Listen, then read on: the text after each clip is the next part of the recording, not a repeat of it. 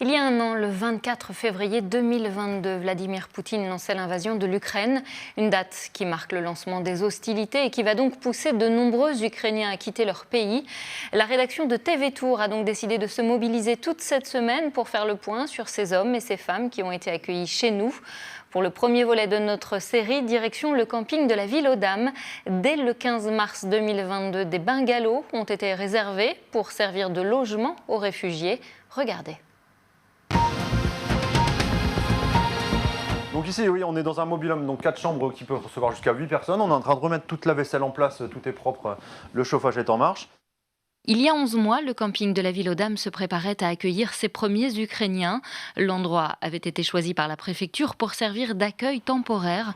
Aujourd'hui, sur les 40 mobil-homes que compte le site, 29 servent toujours d'hébergement pour les réfugiés.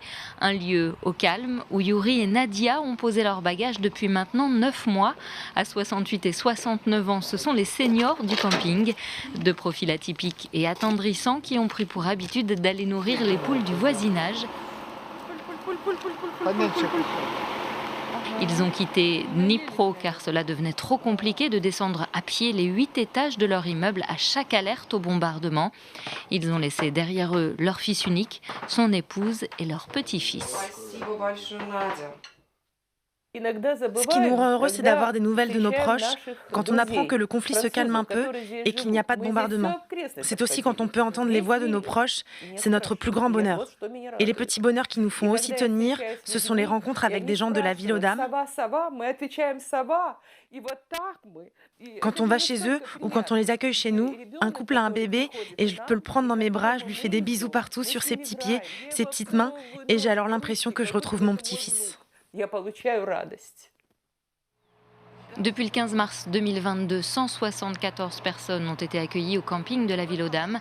Des réfugiés qui ne parlent évidemment pas notre langue et qu'il faut aider pour qu'ils puissent bénéficier d'une attestation provisoire de séjour ou qu'ils touchent l'allocation demandeur d'asile.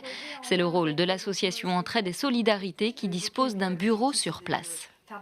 On a une équipe donc, au sein du service Ukraine de travailleurs sociaux qui accompagne donc plus maintenant sur l'insertion professionnelle, l'apprentissage de la langue. On essaye de travailler sur l'autonomisation, sur la mobilité parce que la plupart ne sont pas véhiculés. L'accès aux soins aussi est une grosse priorité aussi puisque c'est des personnes aussi qui ont des problèmes de santé. La scolarisation, hein, on a des enfants qui sont scolarisés sur le département en fonction de du lieu d'habitation. Voilà, donc c'est vraiment un ensemble global sur l'accompagnement qu'on peut leur proposer. Au camping, 78 des 80 places réservées aux réfugiés ukrainiens sont aujourd'hui occupées. Olena et son fils Oleksiy y vivent depuis 3 mois. Cette psychologue souhaite désormais apprendre le français pour pouvoir travailler et rendre ce qu'on lui a offert.